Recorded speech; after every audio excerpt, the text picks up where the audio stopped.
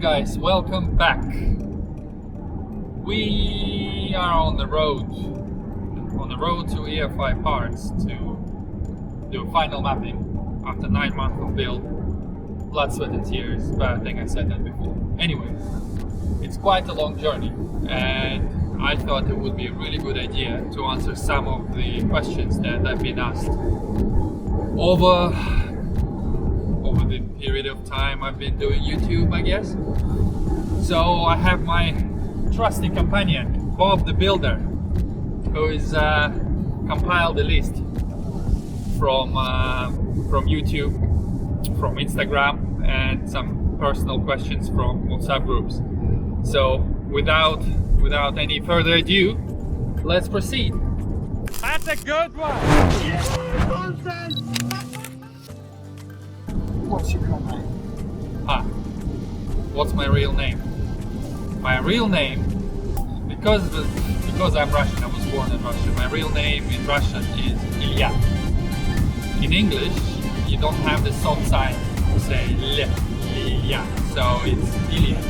So people call me Ili, just like the coffee, Ilya, Ildog, Rusky. Yeah, whatever you want to call me, I guess. So being Russian, your English is excellent, it's impressive. How long have you been in the UK? My English is excellent. Well, thank you very much whoever asked that. I've been in here in the UK since 1998, so 22 years now. So I should bloody hope my English would be excellent by now.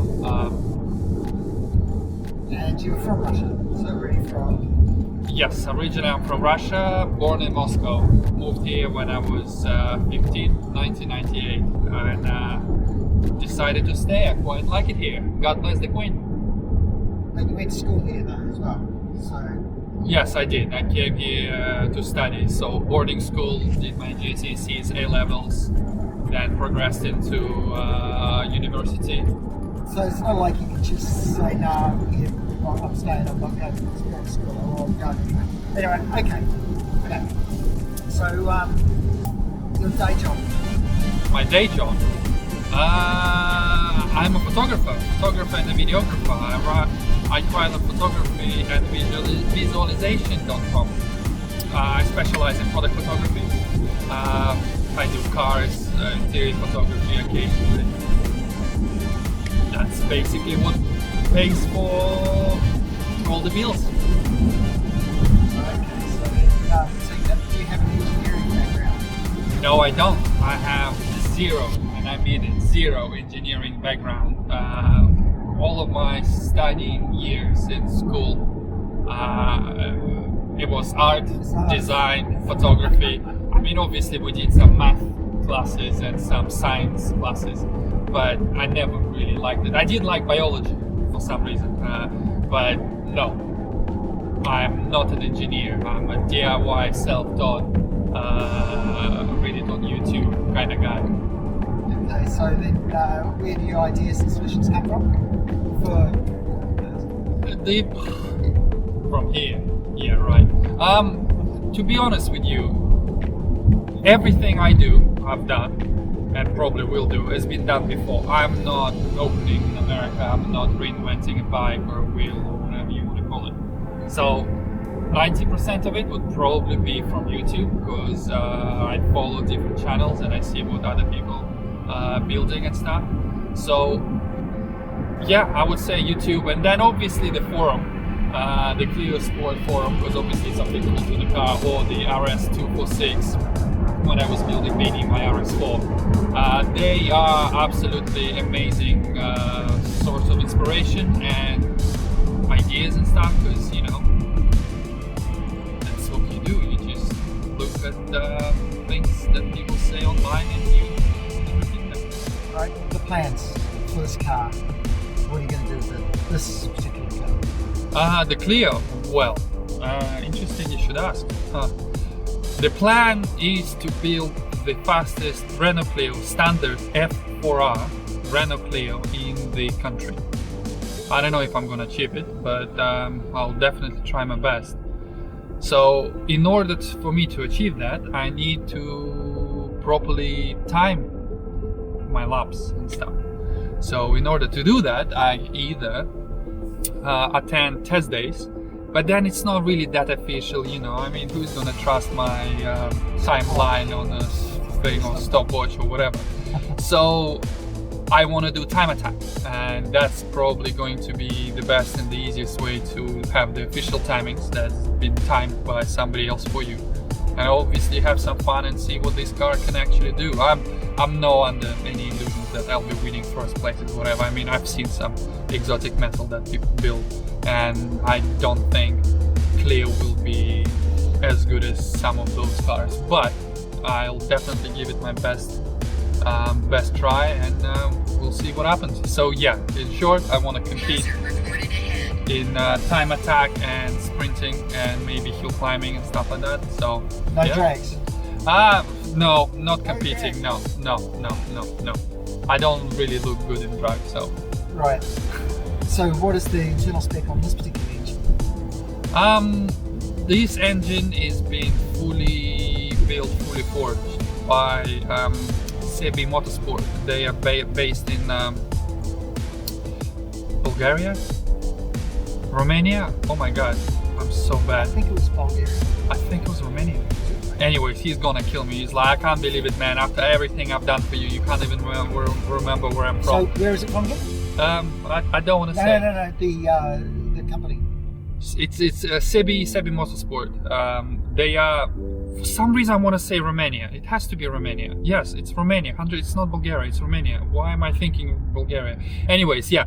So the engine has been built by those guys. Initially, I was planning, because I am all about build, not bought. So I wanted to build my own engine. So I reached out to Sabin, because I know he builds some crazy, fast, powerful cars. So I asked him to source me all the components that I need, like pistons, con rods, and you know, all those things, and the gearbox and all that stuff. And after he did all of that, he kind of asked me a few questions about how I'm going to assemble it. And I guess based on those answers, he kind of said, yeah, you want us to build it for you because you have no idea what you're doing. And rightly so. I've never fully built an engine. I mean, I've done bits and pieces, like the bottom end, change the bearings, I've changed the camshafts and all that, but I've never built an engine fully around. Okay, so what is it like? I have no idea. Well, right now I don't really know. When I built the first Mark 1 version a year and a half ago, it was corner weighted by ATS Motorsport, and it was 931 kilos. That was wet with half a tank of fuel, all the fluids and stuff like that. Alright, so how long, as a general condition, how long did it take? How long is a piece of string? It's a never-ending process. I had the car for 3 years now. I think the initial build took me about 9 months, I guess.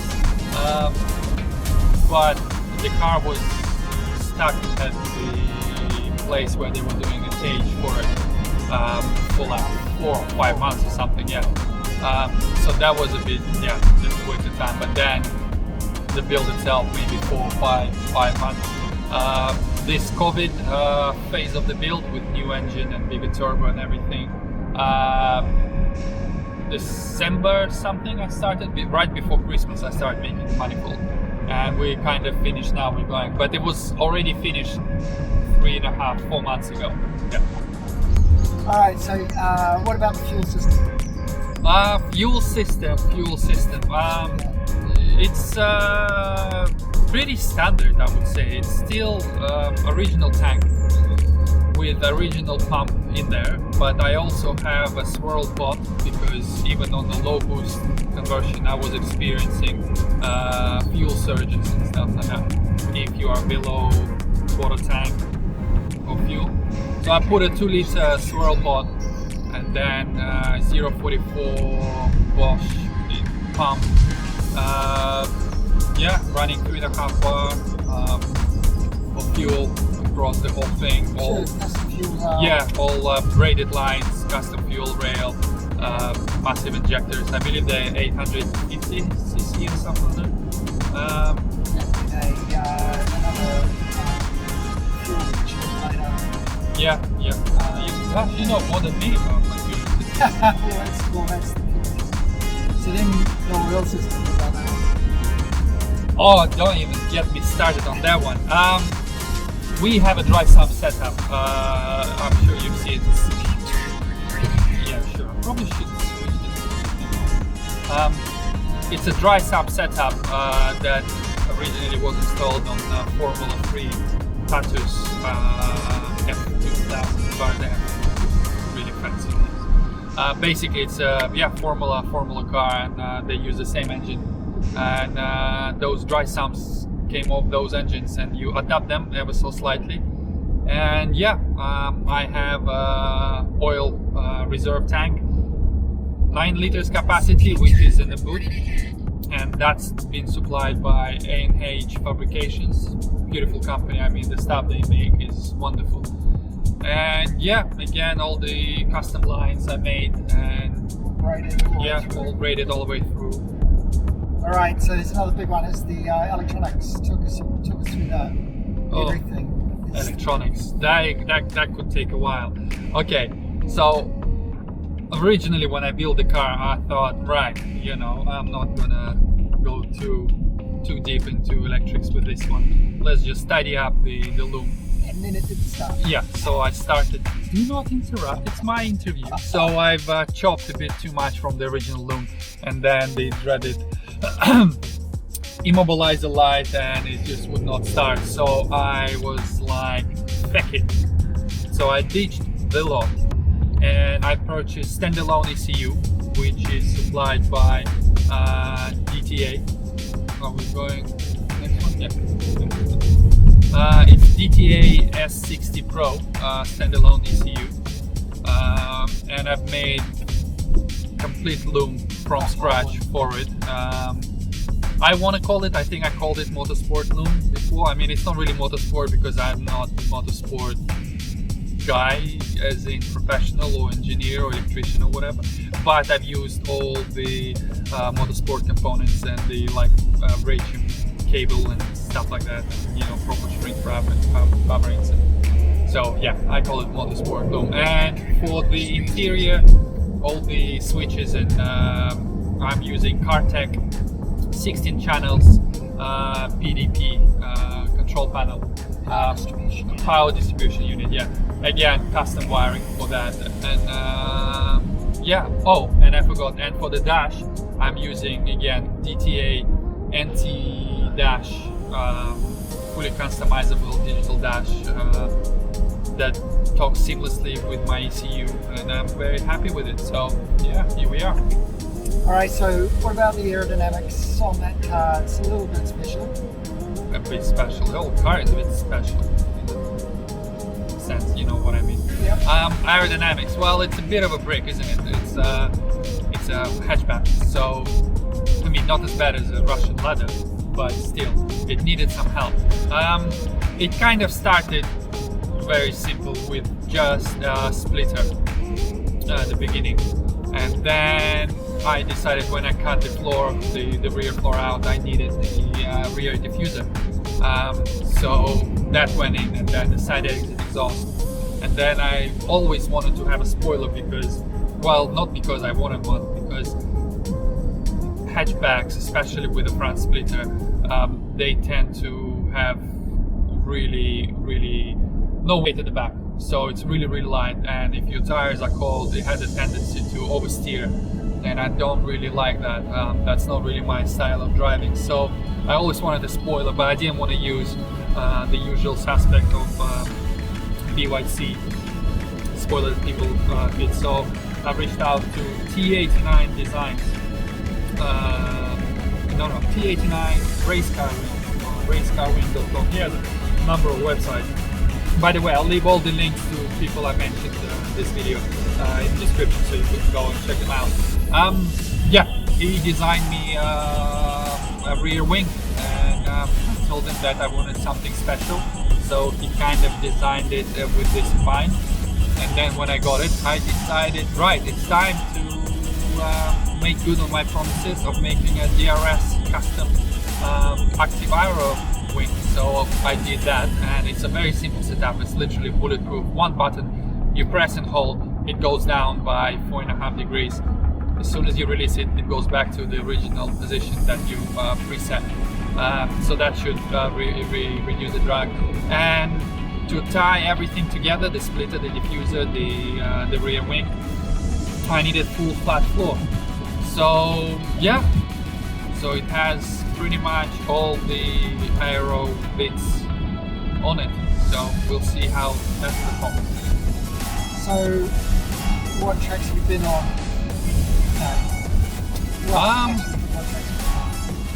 Quite a few, to be honest with you. I think pretty much all of them within 2 hours drive. No, actually even more, yeah.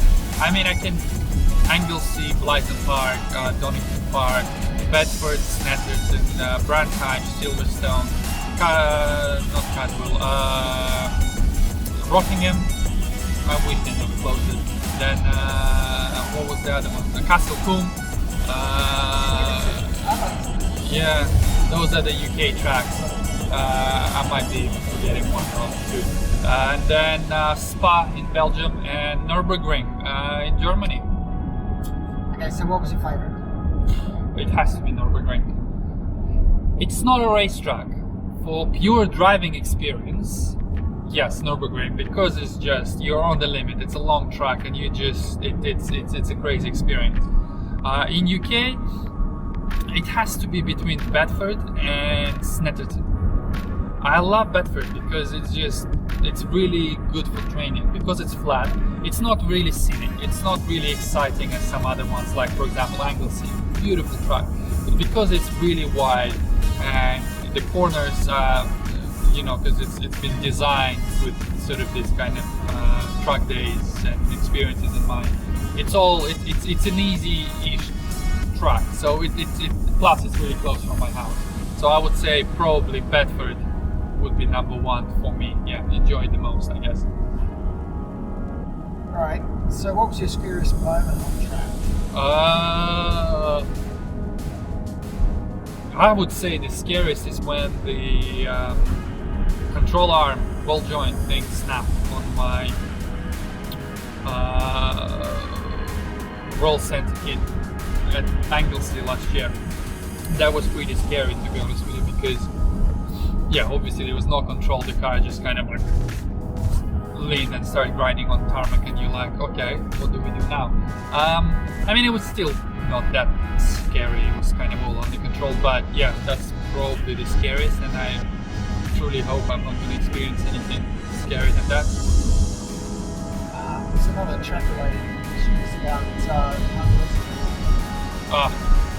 it's very bloody noisy. I actually have custom-made ear sectors that I race with, because it's noisy. After 10-15 minutes on a track, you start feeling uncomfortable. It starts like buzzing. Talking to one another in the car when you're on it, forget it. You can't really even hear each other. And I think now, because of the dog box, it's going to be even louder. So yeah. Alright. It's a different subject now, and it's subject to money. So, do you pay for stuff that's on the car, or do you get sponsorship? I actually pay for all of the things that I put on the car. I am not officially sponsored by anyone, but I do have a few companies, friends that support me really, really well, and hopefully in future they might become full-on sponsors. Definitely want to mention Pure Motorsport. They've been absolutely amazing to me, and yeah, I think my car is literally like a driving advertising billboard for them, because they by far have the majority. Well, I have the majority of their parts on my car. Everything from suspension components, bushings and stuff like that, like breather plates and alternative strut brace. Funk Motorsport have been great as well. I have pretty much the full range of heat management systems on my thing. Then who else should I mention? Probably people.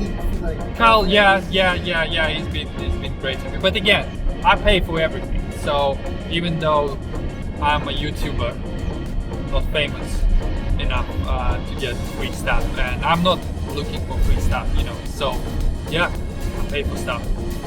All right. So I'm gonna just bring this one.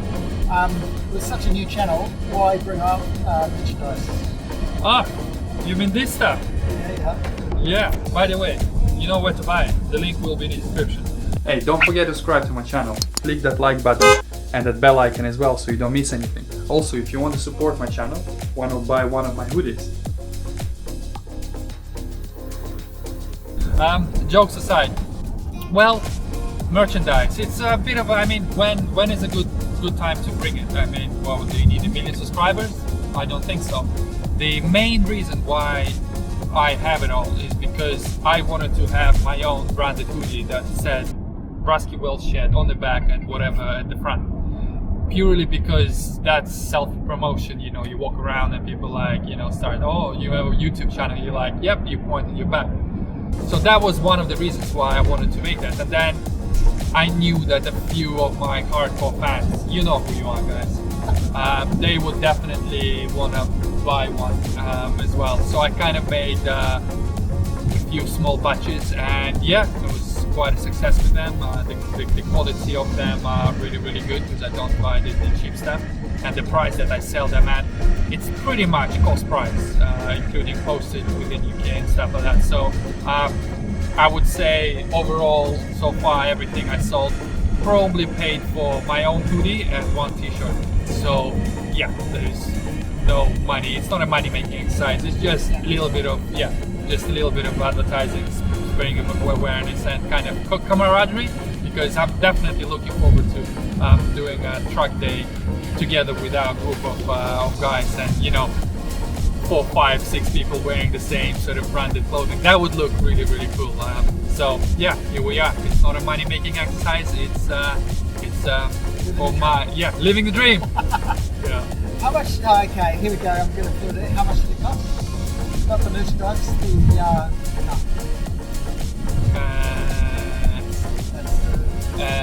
How much does the car cost to build? Honestly, I have no idea. I'm not saying this because I know my wife watches it. I honestly have no idea. The initial budget when I bought the car in the beginning and I wanted to go racing and stuff like that, I set aside £8,000, thinking that I can literally build everything within that budget. I think we went over that budget really quickly. Within a couple of months, it was already over that, and it's hard. I think I kind of stopped counting after that. Right now, honestly, I have no idea, and I wouldn't want to put a figure on it. It's a considerable amount of cash, of course. There is no denying it. I can't say that, 500 quid, you know, all in, and that's what you get. Yeah, it's quite a sum. Yeah, but it's been 3 years, and certain things you end up selling, so you kind of recoup something back, and then you buy new parts, and never-ending cycle. Okay, so what could you afford not built in the same budget? Shut up. There is a number of cars actually. Again, because I kind of have an estimate of roughly what I think I could have spent on the car. We quickly had a look with Rob, and cars like BMW M4 could be had for the same roughly money. Then Lotus Exige.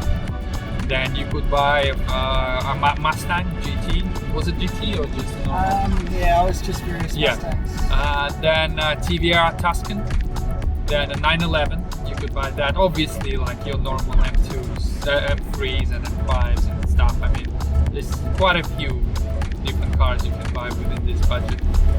There was one other interesting car you found that there was Cayman. There was one Cayman. Yeah, I could have bought a Cayman. So yeah, but built not bought. I mean, half of the fun is building it yourself. You know, come up with idea and then solve the problems and stuff like that. And it's enjoyable. It's an enjoyable process for me. That's one of the reasons why I do everything myself. So yeah, build, not bought. Okay, so would you do it again on another platform? Perhaps in red, which is and would this be a replacement or an addition to the Clio?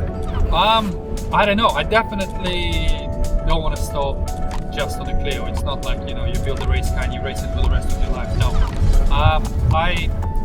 I definitely already know that the next car, whatever it might be, will be rear-wheel drive. Just because I've raced four-wheel drive on the truck, Mini, for a couple of years, now Clio, front-wheel drive, and it's just a natural progression to try rear-wheel drive and see which one I enjoy the most.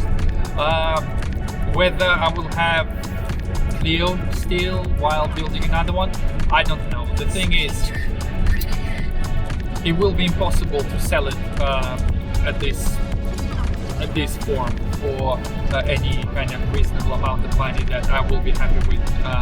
So the only sort of solution would be to break it to recoup some of the cost. A lot of the components on the car that are easily transferable, like the dash, the ECU, a lot of things, you know, I can easily just put into a new car when I start building it. So the simple answer is I don't know. I haven't decided yet. I mean, I haven't had enough of the Clio yet.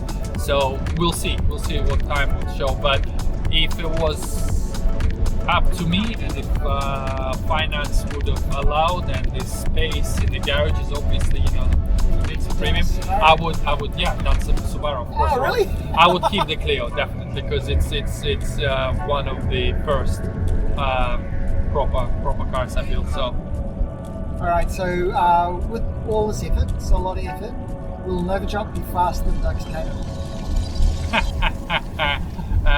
Next question, please. Jokes aside, Dougal Turbo, again, links, and actually you'll probably see his Instagram right here. He's my all-time rival. Yeah, because somehow mine and his car was always the best matched with regards to speed and sort of times on the track. So we always been, you know, here and there and whatever.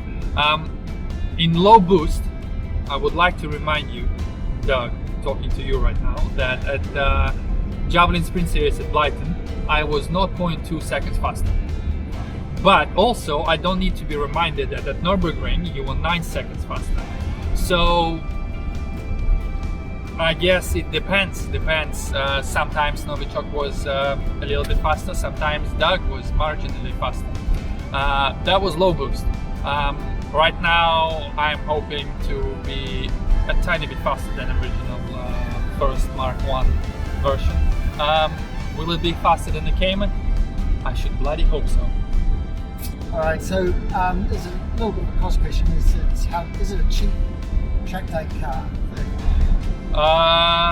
It can be, absolutely. It absolutely can be a cheap track day car, because I've driven a bog standard car before. They drive absolutely amazing.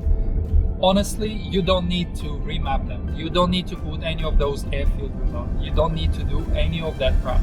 All you need to do is literally lighten them up, as in lose all the interior, have one bucket seat. Obviously, I'm all about safety, so roll cage. Even a bolt-on is fine. 4-point harness, 6-point harness, cage, and you need to upgrade your brakes. Obviously, hard carbon discs, better fluid, decent pads. I mean, even standard calipers are fine. Good tires. That's pretty much all you need. And you can have as much fun as possible. Plus, the less you touch the engine and the sort of the drivetrain of your car, the more reliable it will be. So, I mean, they are getting really, really old now, so it's inevitable that certain things will break, and servicing costs like dephase and all that can run into hundreds of pounds. But it's an expensive hobby, let's face it. But if you compare Clios to some other, like an RS4? Yeah, truck cars, it's definitely way cheaper. I mean, it can be cheaper. But again, it depends. It depends how far you want to take it. I mean, yeah, it can be cheap, but not necessarily. So after this car, we had the question about after this car, but after these modifications, are there any plans after this Mark II modifications? I don't know. Let's just finish the Mark I modifications, and then we'll talk about Mark II. Honestly, I have no idea. There's a few things in the pipeline thanks to Pure Motorsport, but you will see. All right. So, what is your favorite car? My favorite car? That's a bloody tough one. I don't know. I don't think I really have a favorite car. I absolutely love Lancia Delta Integrale Evo 2. Every time I see one on pictures or whenever on TV or something, I'm like, oh, it's just, I don't know, that sort of boxy shape with really wide arches. I'm not into supercars, so I don't really like any of your normal Porsches and Lamborghinis and Ferraris and all that kind of stuff. It's just, that's definitely not me. All the exotic things like McLarens and sort of your Sennas and whatever, I don't know. Yeah, they're nice, but yeah, simple answer is I don't really have a favorite car, to be honest with you. It's all relative what you need it to do, really. So, yeah. Okay, so do you have a mechanic or an engineer? Rob is my mechanic. No, I don't have. Oh, okay, that's covered as well. Jesus. No, I don't have a mechanic or engineer. Everything I do on the car is pretty much DIY. Everything I do is by myself. There's been a few things that have been helped by, and mainly it's Rob. At the beginning he did a bit of welding on it, and obviously whenever we do certain things he gives me a hand. The cage has been built by another company because I needed certification. I didn't have certification at the time. Mapping, obviously preset EFI. What else? That's it. Everything else, including painting, wiring, everything has been done by myself. So yeah. All right. This is a good one. This is the last question. Why the hell are you doing all this to a Clio?